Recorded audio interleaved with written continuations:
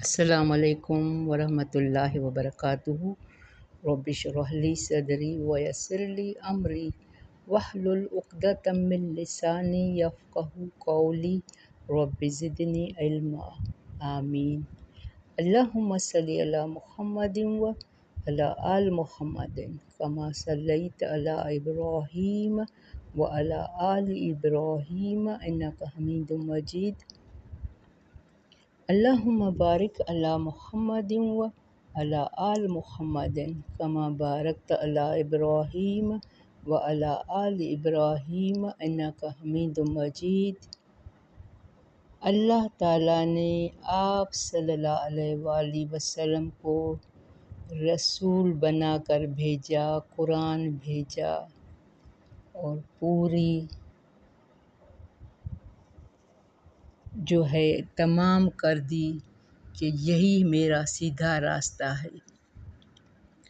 وَلَا تَتَّبِعُوا السُّبُلَ فَتَفَرَّقَ بِكُمْ عَنْ سَبِيلِهِ، نہ تم پیروی کرو راستوں کی، بس وہ جدا کریں گے تمہیں ان کے راستے سے، یعنی صرف اللہ کا راستہ جو قرآن اور رسول سے منسوب ہے، بس وہی اللہ کا راستہ ہے۔ تو اسی بات کو حدیث میں نبی کریم صلی اللہ علیہ وآلہ وسلم نے اس طرح واضح فرمایا کہ آپ نے اپنے ہاتھ سے ایک خط کھینچا، یعنی لکیریں خط کھینچا اور فرمایا یہ اللہ کا سیدھا راستہ ہے، اور چند خطوط اس کی دائیں اور بائیں جانب کھینچے اور فرمایا یہ راستے ہیں جن پر شیطان بیٹھا ہوا ہے اور وہ ان کی طرف لوگوں کو بلاتا ہے۔ پھر آپ صلی اللہ علیہ وآلہ وسلم نے یہی آیت تلاوت فرمائی، کون سی؟ 153، یعنی صرف اللہ اور رسول اور قرآن کا راستہ جو ہے وہ سیدھا راستہ ہے، باقی جو ہیں وہ شیطان کے راستے ہیں۔ جیسے ہم اکثر پڑھتے آئے ہیں کہ آپ صلی اللہ علیہ وآلہ وسلم کی امت میں 73 فرقے 73 فرقے ہوں گے، صرف ایک فرقہ جنت میں جائے گا، باقی سب جہنم میں۔ تو ہیں سب مسلمان، قرآن پڑھتے ہیں، اللہ رسول کو مانتے ہیں، لیکن فرقوں میں بٹ گئے ہیں، گروہ بندیاں ہو گئی ہیں۔ تو اللہ نے اس سے منع فرمایا ہے، یعنی جو صرف قرآن میں ہے وہی راستہ اختیار کرو۔ تو آج اس کی آیتیں آئیں گی، پہلے تجوید اسٹارٹ کر رہے ہیں۔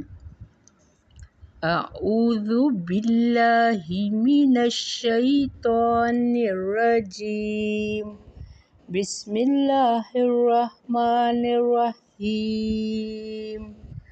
ثم آتینا موسیٰ الکتاب تماما علی الذی احسن وتفصیلا لکل شیء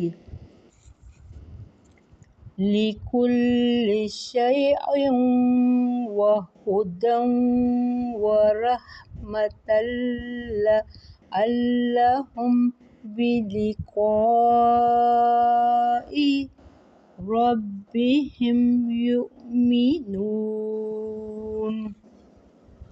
وَهَذَا کتاب انزلناہ مبارک فاتبعوہ واتقوا لعلکم ترحمون۔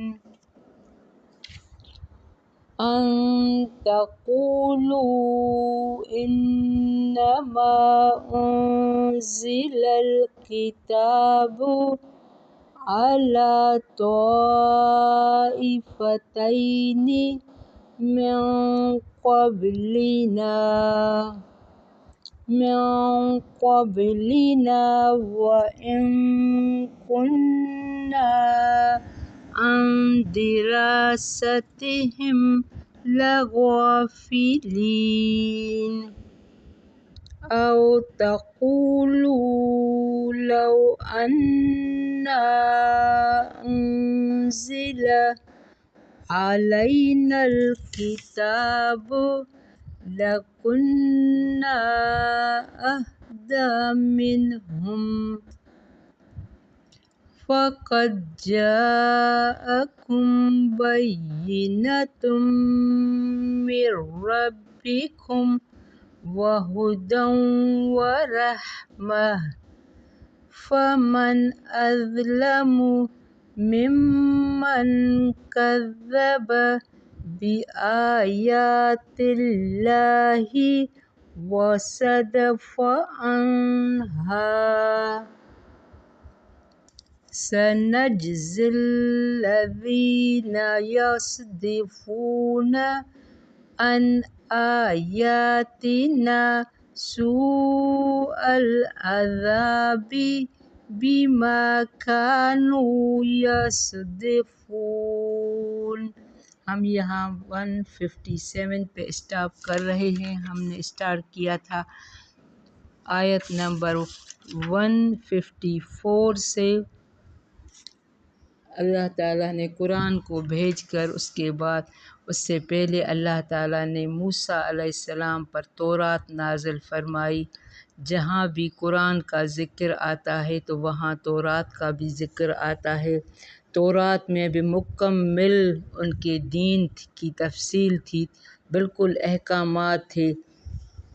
کل ہم نے 53 میں اللہ نے بتایا تھا کہ یہی سیدھا راستہ ہے، قرآن، رسول اور اللہ کا راستہ۔ اس کے بعد ثم آتینا موسیٰ الکتاب، پھر دی ہم نے موسیٰ کو کتاب، تماماً پوری کرنے کے لیے نعمت، یعنی ان کی قرآن سے پہلے تورات بھیج کر اللہ تعالیٰ نے بنی اسرائیل قوم پر اپنی دین کو کمپلیٹ کیا تھا، مکمل تفصیل تھی پوری کا تماماً۔ جیسے آپ صلی اللہ علیہ وآلہ وسلم پر قرآن کو نازل کر کے دین کو کمپلیٹ کیا تو ان کے لیے بھی تورات میں وہی حکم تھی۔ موسیٰ الکتاب تماماً، موسیٰ کو کتاب دی پوری کرنے کے لیے نعمت، علی الذین، اس پر جس نے احسن نیکی کی، و تفصیلاً اور کھول کر بیان کرنے کے لیے، لکل شیء ہر چیز کو، یعنی اللہ تعالیٰ نے ہر نیکی کے بارے میں بتایا، ہر چیز کے بارے میں تفصیل سے بتایا کہ تورات میں بھی ہر چیز واضح تفصیل سے لکھی، وہ اس میں ہدایت اور رحمت ہے۔ لعلہم بلقاء ربہم یؤمنون، تورات میں بھی وہی احکام تھے جو قرآن میں تھے، ہدایت، رحمت، تاکہ وہ ملاقات پر اپنے رب کی وہ ایمان لائیں۔ تو جب تورات میں یہ بات لکھی ہوئی ہے کہ اللہ نے آپ کو جو کتاب بھیجی ہے، اگر تم اس پر ایمان لے آؤ گے، اس کو ہر احکام کو مانو گے اور اللہ کی ملاقات کا یقین کرو گے کہ ہاں ایک دن ہمیں اللہ کا سامنا کرنا ہے، تو یہ بات اگر ہمارے ذہن میں ہوگی تو ہم کبھی گناہ کی طرف نہیں جائیں گے۔ لعلہم بلقاء، تاکہ وہ ملاقات پر اپنے رب کی ایمان لائیں کہ ہمیں ایک دن اللہ سے ملاقات کرنی ہے، اور اس کے لیے ہمیں دنیا میں دعا بھی مانگنی ہے کہ اے اللہ ہمیں قیامت کے دن اللہ کا دیدار کرانا۔ ہم جو دنیا میں اس کی اللہ کی اتنی بڑائی کرتے ہیں، یہ سنتے ہیں وہ اتنی بڑی اس کی کرسی ہے، وہ ایسا ہے ویسا ہے، تو ہمیں شوق ہونا چاہیے کہ جب میں قیامت قائم ہو، جب میں اللہ کو دیکھوں۔ ایک دن موسیٰ علیہ السلام نے بھی اللہ سے فرمائش کی تھی کہ میں اللہ تمہیں دیکھنا چاہتا ہوں، تو اللہ نے کہا کہ وہاں دیکھو، تو تجلی صرف دیکھی، ایک تجلی، تو بے ہوش ہو گیا تھا۔ اس کے بعد یہ تورات کے بعد یہ بات قرآن کی، وَهَٰذَا کتابٌ، یہ ہے کتاب، أَنزَلْنَاهُ، نازل کیا ہم نے اسے، مبارکٌ، بابرکت ہے، فَاتَّبِعُوهُ، پس پیروی کرو اس کی، وَاتَّقُوا، اور تقوی اختیار کرو، لَعَلَّكُمْ تُرْحَمُونَ۔ تقوی کیا ہے؟ اللہ کے ڈر کا نام ہے۔ جو بھی کام ہم کریں ہمیں ہمارے اندر میں تقوی ہو کہ اللہ ہمیں دیکھ رہا ہے۔ تو قرآن میں بھی تورات کی طرح واضح دلیل، قرآن مجید، اس میں دین دنیا کی برکتیں، بھلائیاں ہیں۔ ہم اگر اس کو مفہوم کے ساتھ پڑھیں گے تو ہم کبھی نہیں بھٹکیں گے۔ تو وہاں تورات، اس کے بعد قرآن کی بات ہو رہی ہے۔ ان تقولوا، تاکہ نہ تم کہو، انما انزل الکتاب، بے شک نازل کی گئی کتاب، علی طائفتین من قبلنا، اللہ نے قرآن کیوں بھیجی؟ تاکہ تم یہ نہ کہو کہ ہم سے پہلے یہود اور نصارہ تورات اور انجیل ان پر اتری تھی۔ تو اللہ تعالیٰ نے قرآن کو نازل کر کے آپ صلی اللہ علیہ وآلہ وسلم کو بھیج کے حجت تمام کر دی کہ تاکہ تم یہ نہ کہو کہ ہمارے اوپر بھی کوئی کتاب نازل تھی جس میں کھول کھول کر احکام واضح بتائے گئے ہوتے تو ہم زیادہ ایمان میں ہوتے۔ تو اب دیکھو، اگر قرآن نہیں آتی تو ہم کیا کرتے؟ قرآن میں ہر چیز کی، قرآن پورا انسان ہے، اس میں ہر چیز کی تفصیل ہے۔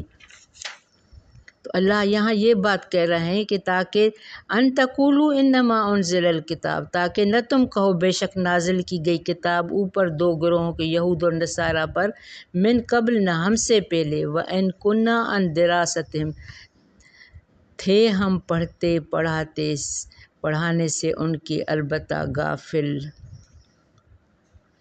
او تقولوا، یا تم کہو، لو انا، اگر بے شک ہم نازل کی جاتی ہم پر علینا کتاب، لکنا اہدی منہم، البتہ ہوتے ہم زیادہ ہدایت یافتہ ان سے۔ تو اللہ نے یہاں قرآن کی بات کی کہ اگر ہم قرآن کو نازل نہ کرتے تو تم یہی کہتے کہ ہمارے اوپر بھی ایسی کتاب نازل ہوتی تو ہم زیادہ ہدایت یافتہ ہوتے ان سے۔ فقد جاءکم، پس تحقیق آ گئی ہے تمہارے پاس کتاب، اب تمہارے پاس کتاب آ گئی ہے، حجت تمام ہو گئی ہے۔ فقد جاءکم بینۃ، پس تحقیق آ گئی ہے تمہارے پاس بینۃ، کھلی دلیل۔ کیا ہے کھلی؟ قرآن، من ربکم، تمہارے رب کی طرف سے، وہدی ورحمہ، اور ہدایت اور رحمت۔ اب تمہارے پاس، تمہارے ہاتھوں میں قرآن ہے، اب اللہ نے اپنی حجت تمام کر دی ہے۔ اب بھی اگر نہیں مانو گے، فمن اظلم، تو کون بڑا ظالم ہے، ممن کذب، اس سے جو جھٹلائے، بآیات اللہ، اللہ کی آیات کو، وصدف عنہا، اور اعراض کرے ان سے۔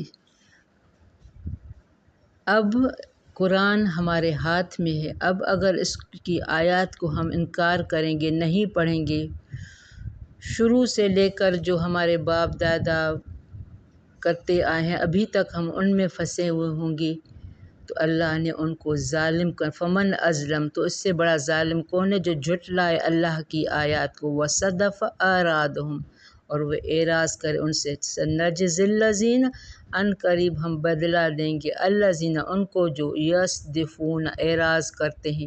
اعراض کیا ہے؟ قرآن کو نہ پڑھنا، چھوڑنا، یہ بھی اعراض ہے۔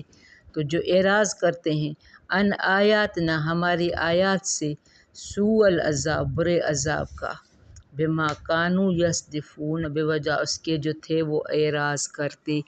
اللہ نے یہاں ان کے لیے جو قرآن کو نہیں پڑھتے یا قرآن کی آیات پر عمل نہیں کرتے، تو اللہ نے یہاں ان کے لیے برے عذاب کی وارننگ دی ہے۔ سوء العذاب، برا عذاب، بے وجہ اس کے جو وہ تھے اعراض کرتے، خود بھی قرآن نہیں پڑھتے، جو قرآن پڑھتے تھے ان کو بھی روکتے تھے، ان پہ ہنستے تھے، سارا دن قرآن پڑھتے رہتے ہیں، قرآن کی باتیں کرتے ہیں، تو یہ ہے اعراض۔ تو ہمیں قرآن اب آ چکی ہے، آپ صلی اللہ علیہ وآلہ وسلم نے ہر چیز کو کھول کھول کر ہمیں بتایا ہے، سمجھایا ہے۔ اب قرآن کو جو اگر ہم اگنور کریں گے تو ہمارا ہی نقصان ہے۔ بارک اللہ فی، ربنا تقبل منا انک انت السمیع العلیم وتب علینا انک انت التواب الرحیم۔